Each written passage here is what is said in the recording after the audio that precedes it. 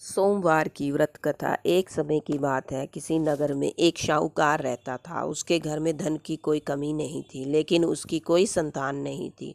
इस कारण वह बहुत दुखी था। पुत्र प्राप्ति के लिए वह प्रत्येक सोमवार व्रत रखता था और पूरी श्रद्धा के साथ शिव मंदिर जाकर भगवान शिव और पार्वती जी की पूजा करता था। उसकी भक्ति देखकर एक दिन माँ पार्वती प्रसन्न हो गई और भगवान शिव से उस शाहूकार की मनोकामना पूर्ण करने का आग्रह किया। पार्वती जी की इच्छा सुनकर भगवान शिव ने कहा कि हे पार्वती, इस संसार में हर प्राणी को उसके कर्मों का फल मिलता है और जिसके भाग्य में जो हो उसे भोगना ही पड़ता है। लेकिन पार्वती जी ने शाहूकार की भक्ति का मान रखने के लिए उसकी मनोकामना पूर्ण करने की इच्छा जताई। माता पार्वती के आग्रह पर शिव जी ने शाहूकार को पुत्र प्राप्ति का वरदान तो दिया, लेकिन साथ ही यह भी कहा कि उसके बालक की आयु केवल 12 वर्ष होगी। माता पार्वती और भगवान शिव की बातचीत को शाहूकार सुन रहा था। उसे ना तो इस बात की खुशी थी और ना ही दुख। वह पहले की भांति ही शिव जी की पूजा करता रहा। कुछ समय के बाद शाहूकार के घर एक पुत्र का जन्म हुआ।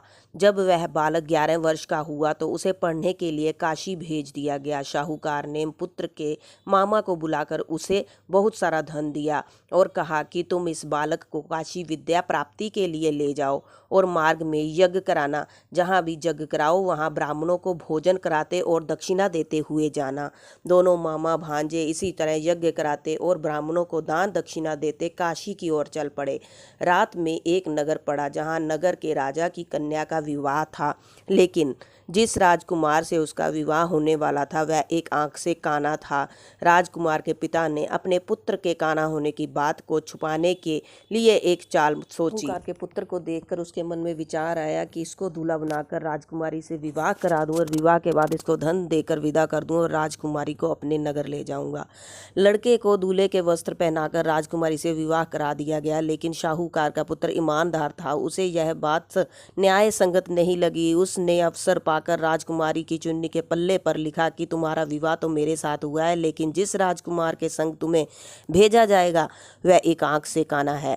मैं तो काशी पढ़ने जा रहा। राजकुमारी ने चुन्नी पर लिखी बातें पढ़ी और अपने माता पिता को बताई। राजा ने अपनी पुत्री को विदा नहीं किया, जिससे वह रात वापस चली गई। दूसरी ओर शाहूकार का लड़का और उसका मामा काशी पहुंचे और वहां जाकर उन्होंने यज्ञ किया। जिस दिन लड़के की आयु 12 वर्ष की हुई उसी दिन यज्ञ रखा गया और लड़के ने अपने मामा से कहा कि मेरी तबीयत कुछ ठीक नहीं है।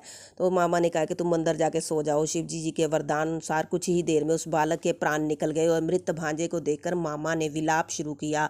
संजोगवश उसी समय शिव जी और माता पार्वती उधर से जा रहे थे और पार्वती ने भगवान से कहा, स्वामी मुझे उसके रोने का स्वर सहन नहीं हो रहा, आप इस व्यक्ति के कष्ट को अवश्य दूर करें। शिव जी मृत बालक के समीप गए और बोले कि यह उसी शाहूकार का पुत्र है। मैंने 12 वर्ष की आयु का वरदान दिया, अब उसकी आयु पूरी हो चुकी है। और मृत भाव से विभोर माता पार्वती ने कहा कि हे महादेव, आप इस बालक को और आयु देने की कृपा करें, अन्यथा इसके वियोग में इसके माता पिता भी तड़प तड़प के मर जाएंगे। पार्वती के आग्रह पर भगवान शिव ने उस लड़के को जीवित होने का वरदान दिया। वरदान से वह लड़का जीवित हो गया और शिक्षा समाप्त करके लड़का अपने मामा के साथ अपने नगर की ओर चल दिया। दोनों चलते हुए उसी नगर में पहुंचे जहां उसका विवाह हुआ था।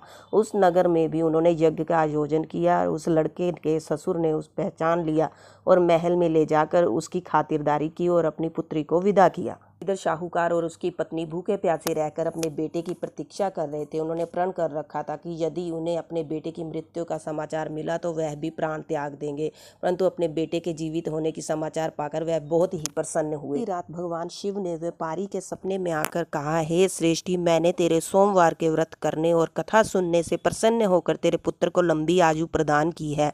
इसी प्रकार जो कोई सोमवार का व्रत करता है, जहाँ कथा सुनता और पढ़ता है, उसके सभी दुख दूर होते हैं और समस्त मनोकामनाएं पूरी